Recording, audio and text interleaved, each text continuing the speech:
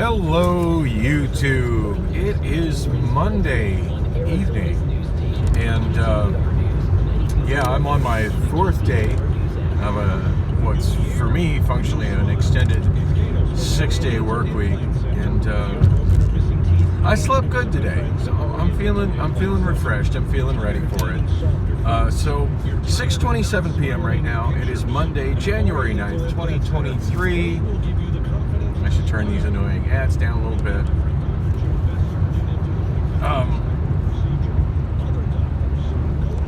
Didn't shoot a video last night on the way home, or I say night, I actually mean morning. Yesterday morning on the way home, I did not shoot a video. So gosh, I should maybe talk about what all happened at work last night. Yeah, it was interesting. Definitely had an interesting. I'm going this way. Oh yeah, I wanted to get off there. Sorry, I've been watching the traffic view. There's an accident. The traffic is crap as usual on the 10 going through downtown heading out west.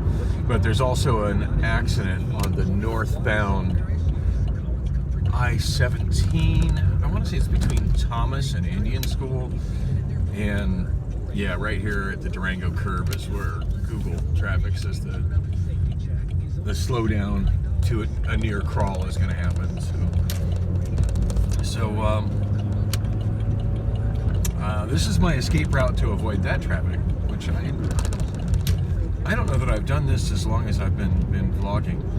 By the way, when you see me take these random routes on surface streets to avoid traffic snarls, and it seems random, these routes that I take to avoid traffic are the result of almost 20 years behind the wheel of a cab here in the Phoenix area. I don't talk about it very often, but I'm kind of like a rolling Phoenix atlas and then some, with my general knowledge of like the layout of the streets and routes to get around certain areas on back roads and traffic light synchronization patterns and traffic patterns and whatnot. I mean, it was very deliberate. It's not like it just did what I just did here randomly. That was very deliberate. I knew that I could exit there at 19th Avenue, have a free flow lane on 19th Avenue, catch a green left arrow onto Buckeye Road, and while it looks like I'm headed towards myself a red light at I-17, this should be a pretty quick intersection for me. I won't be at this red light very long. And as soon as I get up here to I-17, which if I wasn't coming up on a traffic snarl on I-17 would have been where I'd be turning left onto Buckeye, or just going straight on up to I-10. Oh, look at this! I'm actually getting a green light on this. Nice. Yeah, I'm sure what I just did saved me at least a couple minutes. I don't know, let's see how bad the traffic really is. Not that y'all will be able to see that direction, but actually it doesn't look too bad. Going underneath I-17 northbound. It didn't look too bad at all. It was all red on my Google traffic view, so there's always a little delay on that. When it starts moving, it takes about 10 minutes to actually show on the screen. But anyway, wasn't worth the risk, and as you saw, I made pretty good time doing the 19th Avenue to Buckeye thing. So anyway, I was starting to talk about what all happened at work last night before I got sidetracked by explaining why I was taking such an unusual route to work and talking about the traffic. And I'm running plenty. I'll get to work in plenty of time. It's not a problem at all. Last night, at this point, I'm going on several weeks of just every night at work being super enjoyable for me, and a little different every night. But always just something I'm super looking forward to.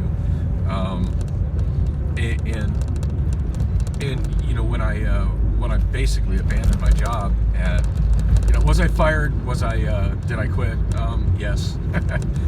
There's a fine line between being fired and quitting, and I'm just straddling that bitch. But yeah, I abandoned the job. Now, had I begged to keep it, or tried to justify to Jim what had happened and why I didn't make it in, and hey, please let me come back next week. Would I have still had the job? I don't know. I really don't know. It felt like on the following Friday morning when he texted me that he was kind of hoping that's what I would do, and I think I kind of threw a curveball at him when I stood behind my initial response to him angrily telling me that he was sick of my bullshit and that if he didn't hear from me immediately that I was fired, and I kind of doubled down on my initial response to that of thank you. Yeah, he pretty much ghosted me at that point. So, I mean, I have no ill will of Jim. Definitely, I'm the one who left him hanging, not vice versa. And I feel kind of bad about that. But gosh, it's been like a month since that happened. But yeah, I was definitely in no shape to. I think had, and I did actually wake up that night. My alarm clock. It was very much a conscious decision of me to roll over and go back to sleep. But I just knew I was emotionally. I knew I wasn't well rested, and I was in mentally and emotionally in no shape to deal with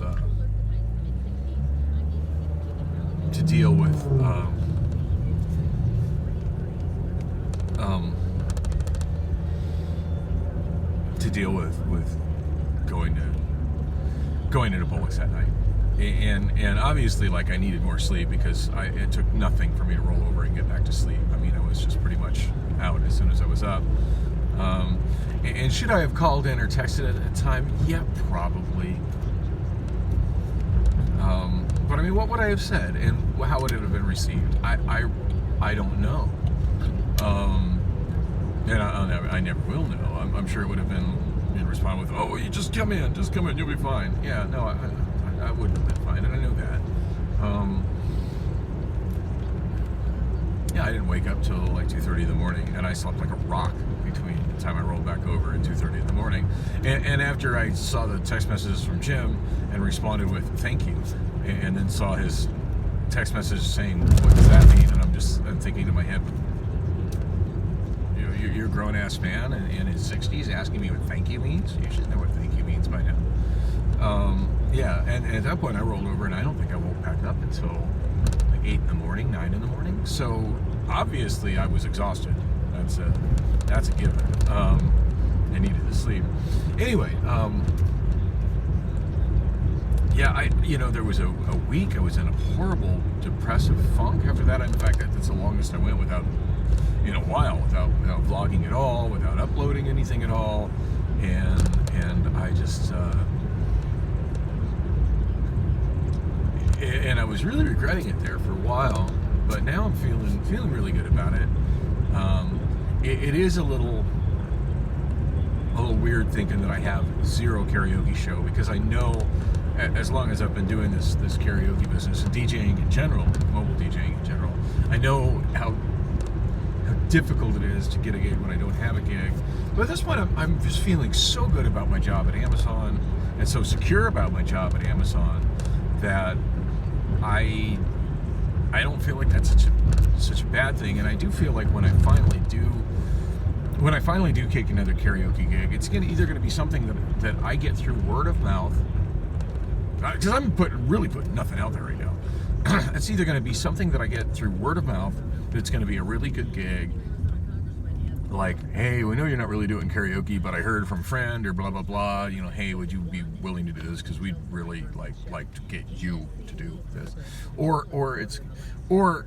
there's going to kind of come a time in the future, and I don't know when, it's not I tell you right now, not now, but there'll come a time in the future where I'm really itching to do it again, and I will be very picky about what gig I get and what money I'm willing to settle for it. Because the bottom line is, if that night of karaoke does not bring me more money, does not bring me at least as much money as an overtime shift at at Amazon, which, by the way, I'm about a week away from another raise, another 10-year raise.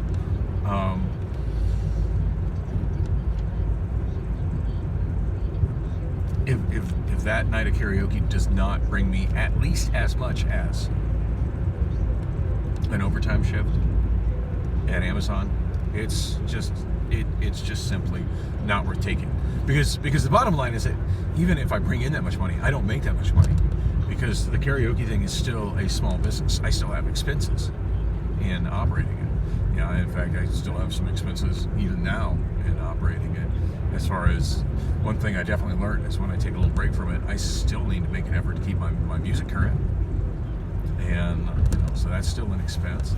I don't dare stop paying my monthly bill for songbookdb.com. Now, granted, that's a really nominal fee, but it's still going out. So yeah, it's got to be, I'm looking at even losing a little bit of money if I'm getting paid as much as an overtime shift at Amazon is. So that's kind of my baseline of what I'd say to get me back into karaoke, throwing that out. And I said I was going to talk about what happened last night at work, and I'm talking about karaoke. But anyway, last night at work, I'm going to have to do the super short version because I'm almost at the dang warehouse. My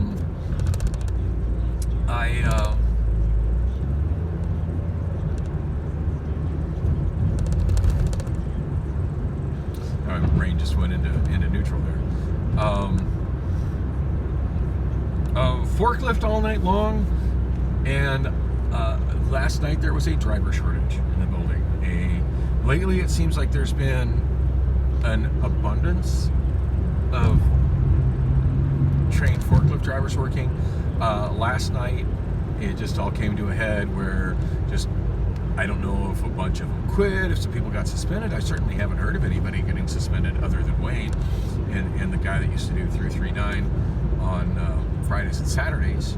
So, and of course, good riddance to Wayne. And I really like the guy that was doing 339 on Fridays and Saturdays. I hope he gets his permissions back soon.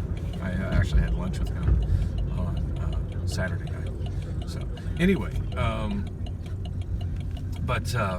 Anyway, so yeah, driver shortage last night.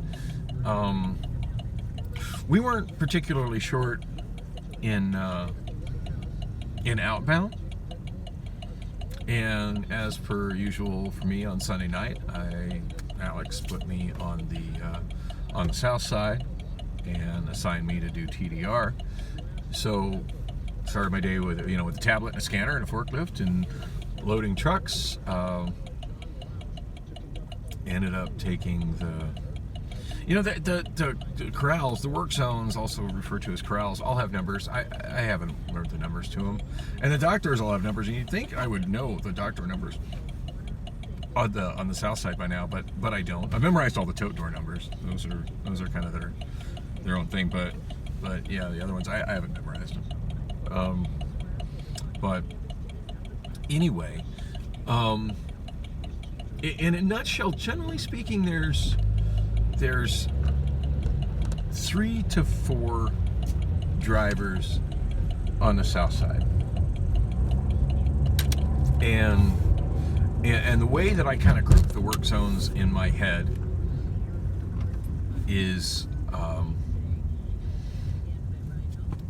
the last one. That's how I've named them. That's not how they're labeled. It's just in my head. The last one, which has 3 doors and is typically a busy zone. Usually one, if not 2 or all 3 of those are busy doors. And that's the one farthest away from the entrance of the building, farthest away from the south side break room, right adjacent to where Southside fluid load starts. The next one over in my head is like the last zone, the next to last zone, next to last zone, also same thing, 3 doors, and also busy, usually pretty darn busy.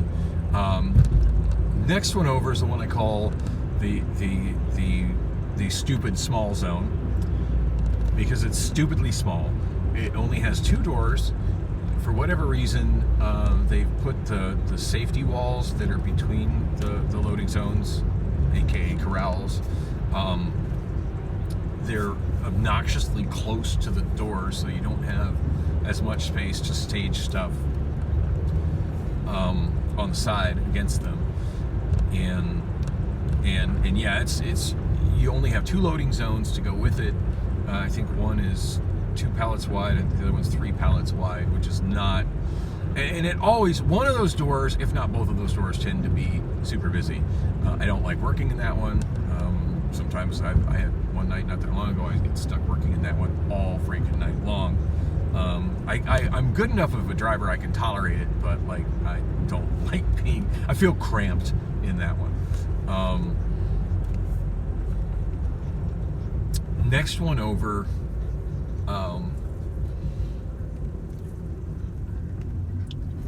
is I don't really have a name for it, but in my head it's the next one over from the little cramp zone. It's the opposite of the little cramp zone. It only has 2 doors. Now typically one of them will be a busy door, rarely are both of them busy doors, but it's extra spacious. But it does have an unusual amount of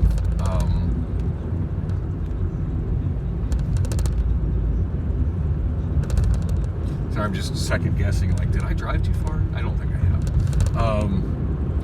Paying more attention to my story than where I'm driving. Wow, there's an unusual amount of pedestrians right there. And somebody passing me on the right because he's in a hurry. I always find it interesting when I'm doing 50 and a 45 and somebody just has to pass me on the right. I do need to pay attention where I'm at, though. 71st Avenue. All right. It's been a while since I've driven this way. It just suddenly was looking kind of unfamiliar. So yeah, that one is it's obnoxiously large, but it has an emergency escape route that cuts right through the middle of it, so you can't stage anything blocking that little path on the floor. So that's kind of odd, but that functionally gives it an additional two lane wide.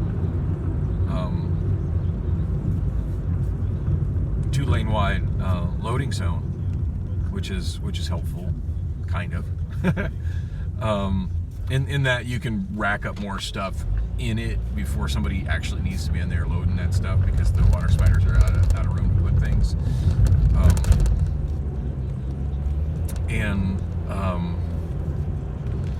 It's got a bunch of electrical panels in it, so that kind of cuts into the space that you can buffer in it. And then yeah, let's just hit the emergency exit going through it. Only 2 doors. Anyway, a lot of room to maneuver around. Not as much room as you think you have to stage and buffer stuff.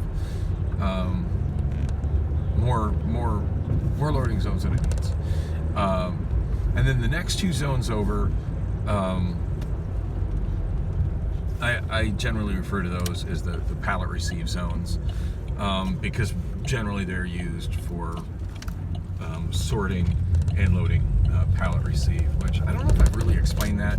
That's pallet receive are pallets that are, as I say, they're received as pallets, and then they go out to, like, we sort them, but they go out to various fulfillment centers as full pallets. So it's not, now sometimes we make the pallets, that's another thing entirely, but not in outbound. But yeah, that's those pallets will be typically on wood, and they'll be just actual pallets of good, generally like they come from the manufacturer, as opposed to UPP pallets, which are either pallets of prepped Amazon product in totes, or prepped Amazon products in big blue cases, which will be products that are too big to fit in totes. Which is primarily what's loaded in the other MP outbound loading zones.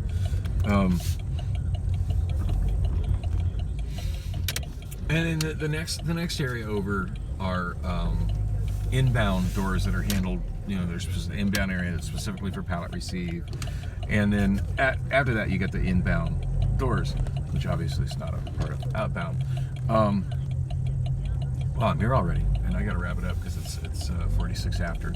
But anyway, so last night's adventure, I started working in the zone.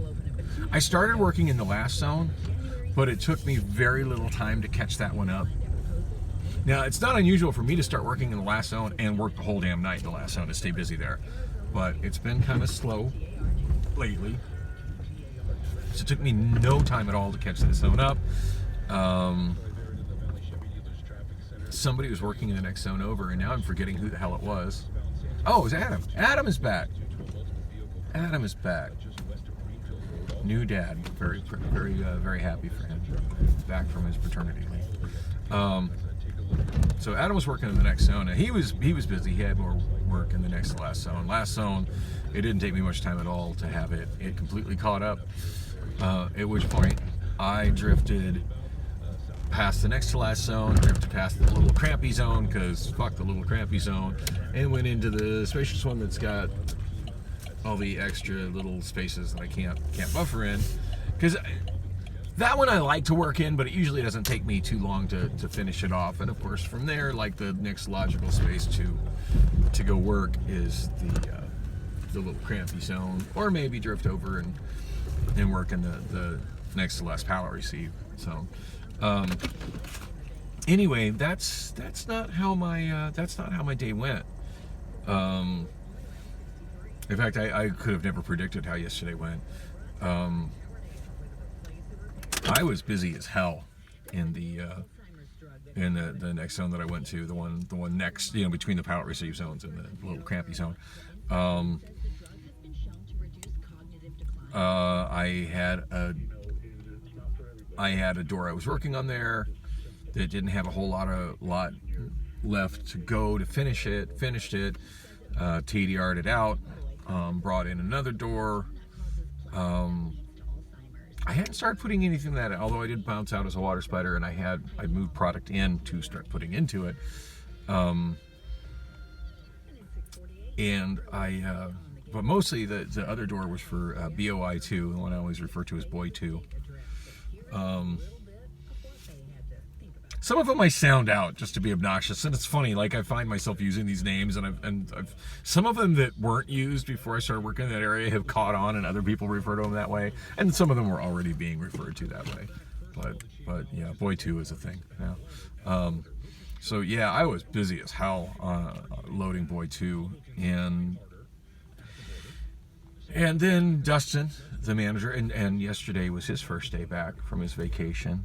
Went to visit his family. He's from some tiny rural town in Michigan. So he just well, which reminds me, I gotta grab my ASC application. Good damn, I was gonna give that to him yesterday. It was the last thing on my mind.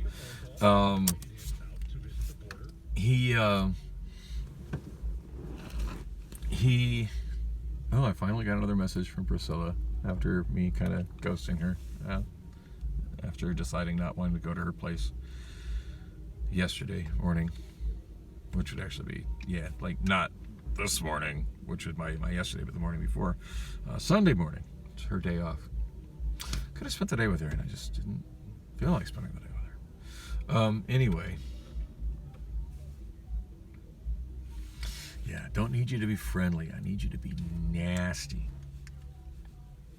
I don't think I just speak for myself when I say that what I look for in a partner is a lady in the streets and a freak in the sheets. I've heard that saying. I haven't heard that saying in a while, but that's what I like. Anyway, so pop-up message. What was I gonna say? I need to watch the time. It's 50 after right now.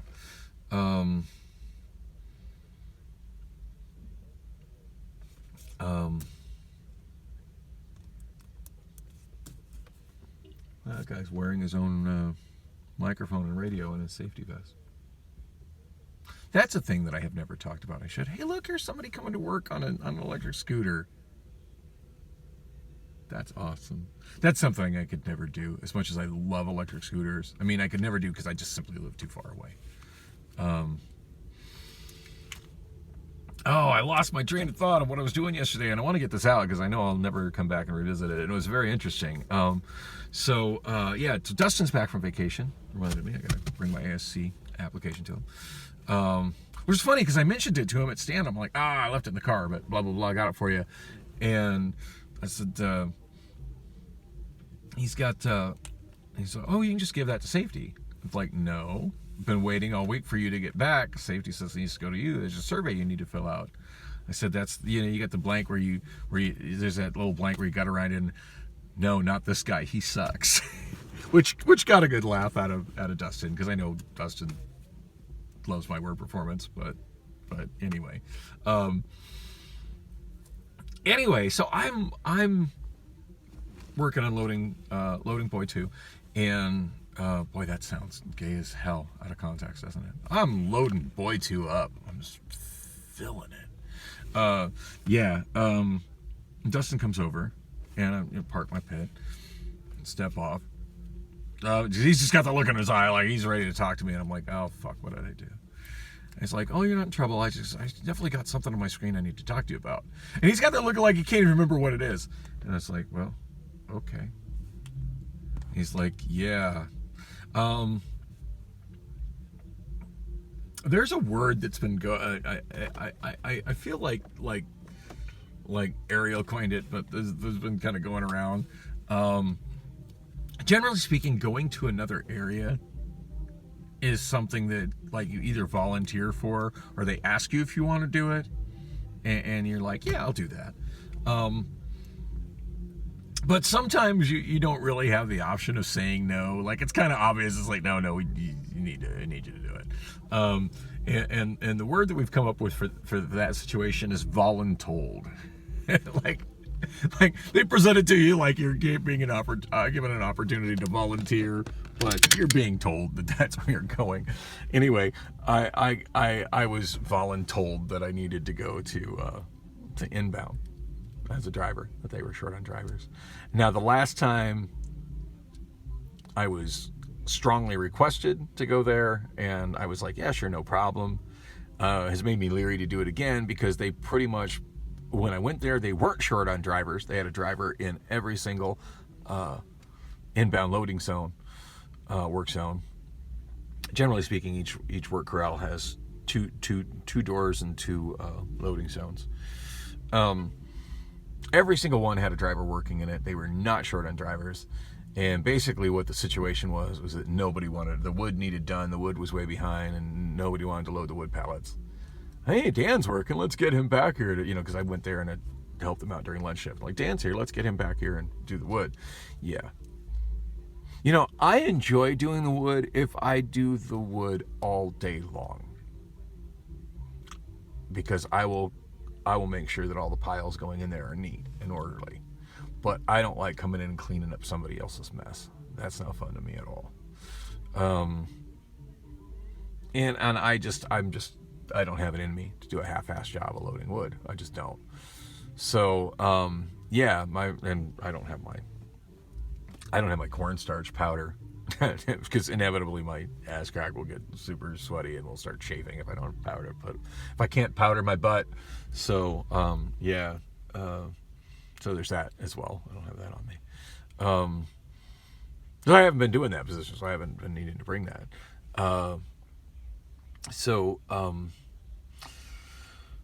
Anyway, so that last time was enough to make me not want to do it. Not want to do it again. Absolutely not want to do it again. I just felt like they had kind of taken advantage of my willingness to go over and help by pushing me on wood. It's like, no, you guys got to, whoever's lowest on the totem pole for seniority driver, put that guy over there. I'm coming over from inbound. It annoyed me because basically I had to, that's the farthest away from where the inbound zones are. Where the outbound zones are. I'm coming from outbound. Plus I will be on a forklift that came from an outbound charging station, which means I got to drive it all the way back there. So yeah, don't do that to me. Don't do me like that. I need to work on one of the zones that's nearest outbound, because that's where I'm leaving. Don't make me sit and waste my time trying to wait for y'all to stop so I can drive past y'all and then have to do the same thing in reverse. Yeah, no. And I told Dustin, I said, I said they better not make me do wood. I said, because if they do, I'm going home. and of course the reason it was shorthanded because a lot of people got a whole bunch of PTO, so they're like, oh, I think I want to go home early.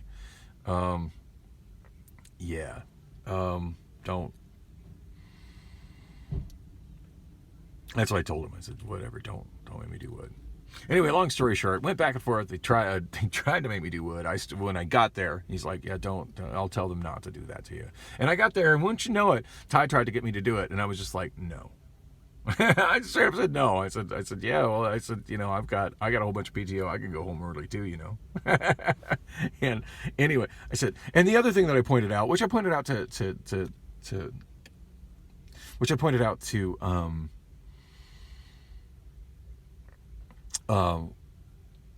when I was being voluntold to go over there by, I just forgot his name. Ain't that some shit?